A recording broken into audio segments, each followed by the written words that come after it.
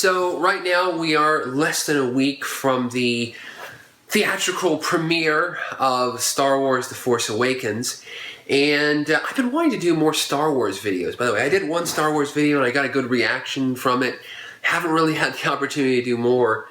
I've been mainly movie of the weeking, but I thought I would go ahead here, and this is a good opportunity for me to talk about theater going in Austin, Texas, in the Austin, Texas area where I live, specifically at one of the coolest chains, movie theater chains in Austin, the Alamo Draft House. And I'll just talk about the Draft House, the crowds, and reserved seating, or pre-ordering tickets, really.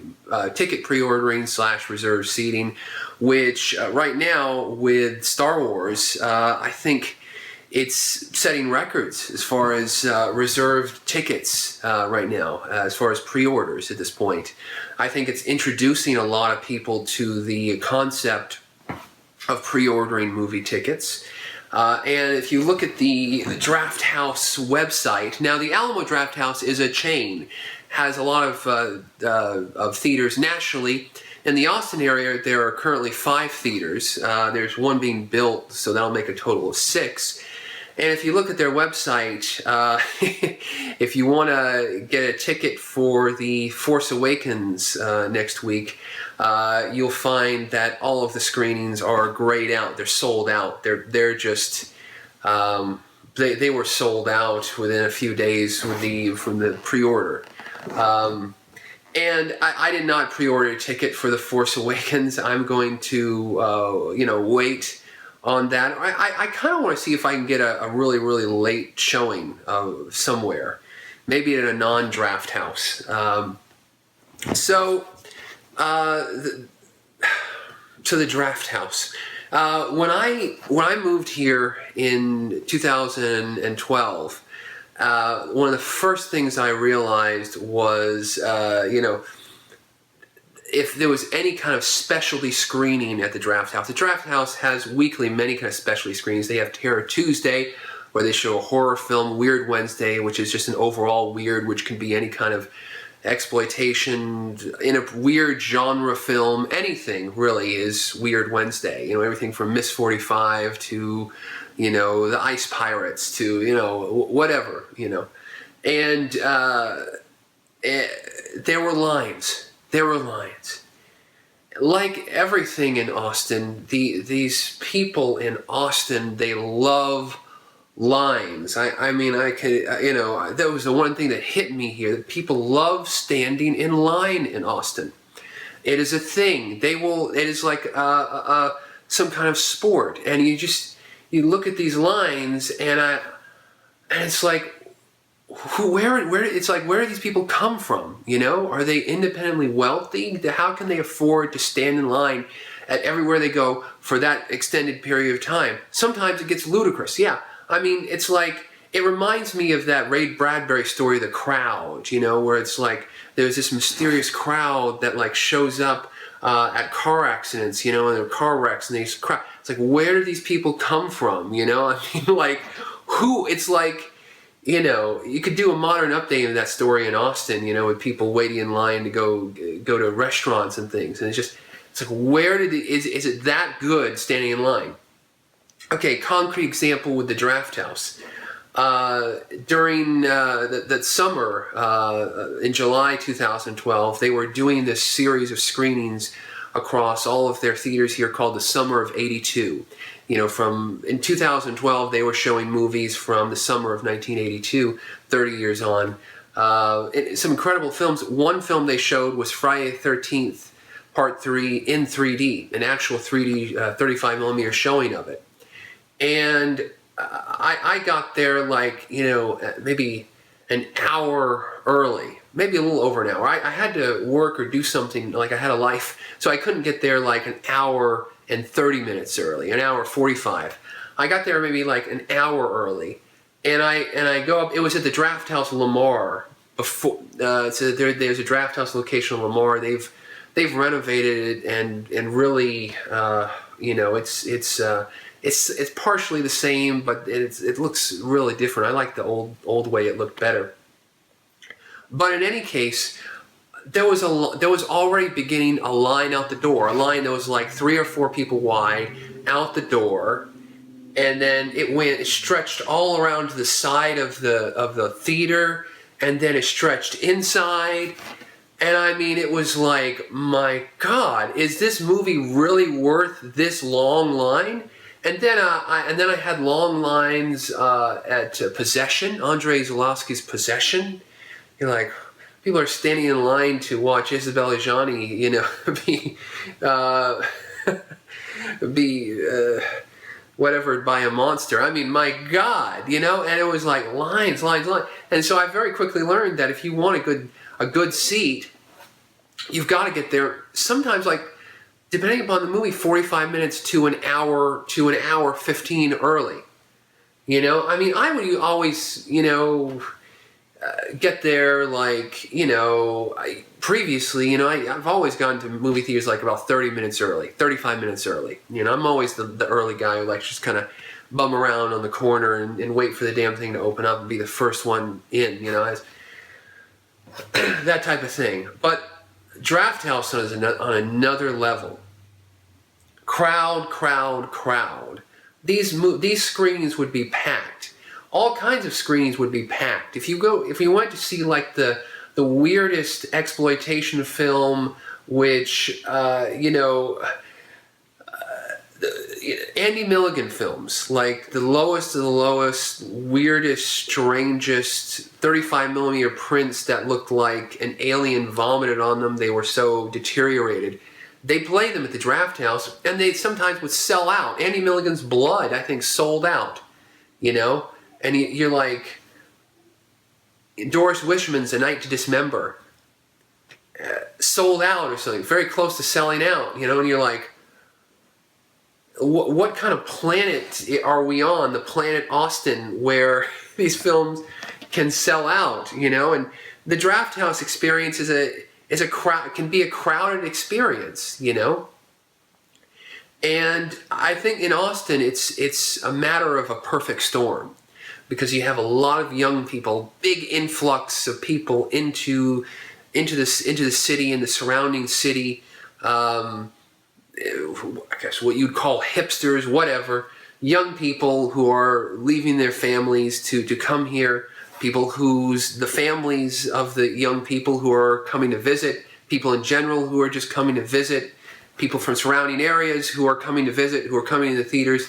So it's just a perfect storm, which makes for packed screenings. And it seems like it got more and more packed.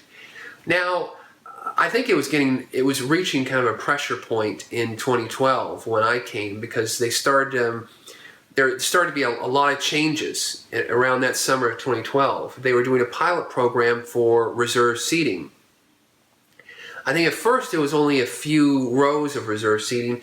Now they've instituted a chain-wide that all of their seats are reserve seats. You can either pre-order online, you go into a web form and you pick a seat there, or you go, at the ticket office, and they've got a little kiosk with, you can, select your seat there. And that really killed the crowds. That killed the lines. Thank God. I mean, it was getting ridiculous, I mean, I am one of those guys who used to be like, like a warrior of like, I'll get to a movie theater early and I'll get the best seats. But with Draft House, it's like you're always gonna lose this Austin audience who I said it's like this Ray Bradbury Lovecraftian crowd who seems to appear from nowhere and be able to show up at these screenings like 2.5 hours early. You're like, what the hell? Am I missing something? It's just it was crazy. The reserve seating killed that, and so and then I think it started a lot of people showing up like like the average movie audience doesn't show up 30 minutes early. They seem to like show up like 3 minutes late. And so there were a lot of people showing up late and just dropping in. So now they've even instituted a policy of that they don't sell tickets after the show has started. which kind of a lot of people get around because you can print your tickets at home, you can show up. It's kind of a, I've seen that policy as kind of a loosey-goosey policy. The policy is once the movie is started, the doors shut, and you know, if you try to go and last minute buy tickets, sorry. You know, if you try to go in and redeem your tickets that you pre-ordered, sorry, refund you or get a rain check. And that's kind of, I mean, obviously you can still leave the theater to go to the bathroom and stuff, and it's not, you know, it's not an iron curtain, it's not an iron door that slams shut. So that policy is kind of, I've seen it not been enforced as much as it should be, to be quite honest. But I mean, you know, hey, it's a movie theater. It's not a big deal. For me, I don't really see that people getting there late. I see that as a distraction. It's a pretty big distraction, I think. But I don't see that as much a distraction as a crowd. To me, a crowded screening is, I don't know. It's even more distracting than people talking in theater. I don't like packed screenings. I'm sorry. It just is a buzzkill for me. Sometimes it can be good if there's an energy in the crowd. If there's just, I don't know, even without people talking, you know, you could just have, when you're in a crowd of people, there can be just like a wave of energy, and it can really increase your enjoyment of the movie. Because you're there, I'm there to enjoy the movie, to focus on the movie. I'm in a dark, comfortable, air-conditioned room where I'm watching some cool movie. And I want comfort, you know. I don't want to be scrunched in like a sardine, you know, with all of the rows filled and stuff. And especially in the draft houses, which, if you don't know, is a dinner theater. They have a bar in front of your seat and a table area. In some draft houses, it's like a straight bar across. Some, it's like a little school desk thing in front. But you can order food and drinks and alcoholics. You can order the alcoholic enjoyable beverage and nosh on that while you watch the movie. When you have a crowd and you have everybody ordering, and then you have the wait staff, which are like ninjas running around in front, which is usually not that big of a distraction. But I mean, it's just like people eating and just this distraction of that. And, you know, that to me is way more a distraction than people eating, than people talking and stuff. And it just, sometimes, a lot of these movies, again, like when they played Phantasm recently, that was a good energy. Oh man, people, you know, it's Phantasm. You get into it. When they played something like Dark Star or Don Jackson's The Demon Lover, the energy was way off. The energy was off. You know, you could tell people were not connecting to this, sci-fi movie. You know, that was a little too. You know, they weren't laughing in the right parts. They were just like, you'd see people. You can see just people on the other side of you, just kind of going. Like, you can just tell they stiffen up. They, you know, they do that heavy, labored sigh, you know, like they're just, and it's like, man, it's John Carpenter, it's Dan O'Bannon, you know, it's cool stuff, you know, and 35 millimeter, you know, so they show really cool, rare stuff, you know. But when the energy is off, you know, and it can be a drag, you know. And it's like I'd rather just stay at home and watch a movie on a projector. I get a better energy just staying at home. So, you know, that's another thing. Crowded theater. You know, for me, my best draft house experiences have been when the theater was only maybe a quarter full or not that full or whatever, you know. Like when they played The Keep, Michael Mann's The Keep. They played that in 35 millimeter, and it wasn't a big crowd. It was not a huge crowd. It was I went to a Monday showing at like 7 or something, and 7 or 8 or something. And it was actually, that 35 millimeter print was good, but you'd think that people would be fans, that Tangerine Dream fans would show up and be supporting that screening and going all over. No, really not. People have forgotten about the Tangerine Dream, man. People have forgotten about the Dream. I don't know. It's weird. It was funny. I was speaking to an aspiring composer at a mixer many months ago, and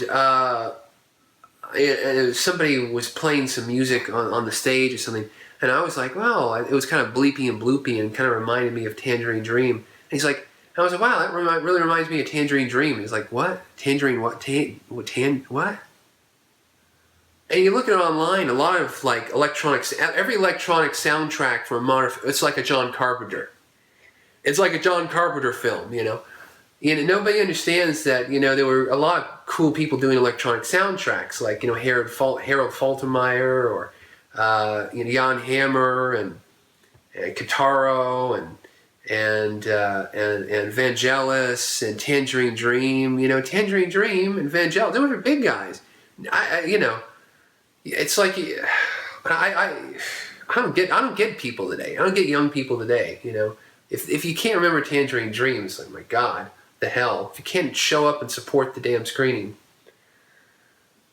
it wasn't that big of a revelatory experience. I thought the Keep in 35 millimeter would be a revelatory experience, but it really wasn't, to be honest. I think there's been some good copies on digital cable of the Keep and stuff, and to be honest, the 35 millimeter was, you know, obviously 35 millimeter, but it wasn't of like higher quality. To be honest, I mean, if you've seen like a really high quality digital screening, digital widescreen print on a cable service or that, not the 4x3 really crappy ones, but there have been remastered versions that have been shown in Europe and whatever. If you see one of those, you've pretty much seen the movie. You know, to be honest, it's unless there's until it's remastered to, or it's about the same. The BFI's archival 35 millimeter print that showed here in Austin and also showed at the Cinefamily. But it is required viewing for Tangerine Dream fans, that maybe the 2 or 3 other people with me out there, but. And it is cool. I got sidetracked. I'm sorry. So crowded theaters, I hate it. But the Draft House experience is still great, you know.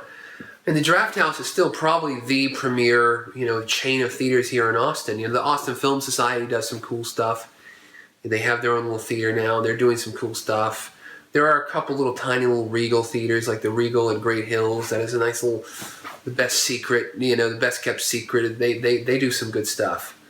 But as far as repertoire, and the Paramount Theater and their summer screening series and stuff. But I mean, really, as far as repertory screenings, old movies showing, my God, Terror Tuesday and Weird Wednesday, and is incredible, incredible. The one thing that disappoints me about the Terror Tuesdays and Weird Wednesdays, though,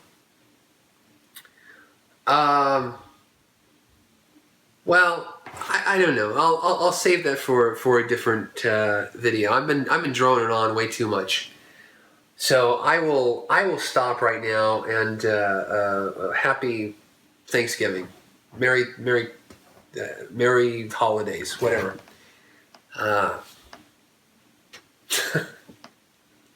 Yeah, I don't like a crowded theater. I'm going to try to see the Force Awakens in like a 4 or 5 a.m. showing. Let's just... I buy buffer seats, okay?